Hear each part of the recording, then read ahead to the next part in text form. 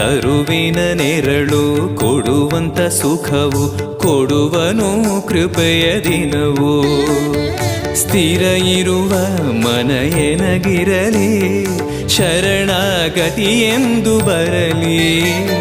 ಭಗವಂತನ ಪ್ರಿಯ ಮಗನಿವನ ಸಾರಿ ಬದುಕು ಇರಲಿ.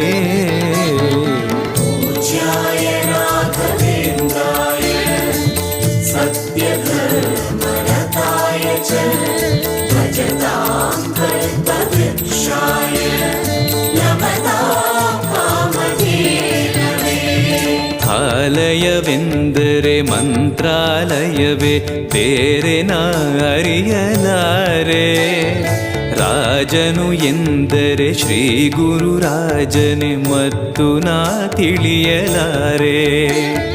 ಆಲಯವೆಂದರೆ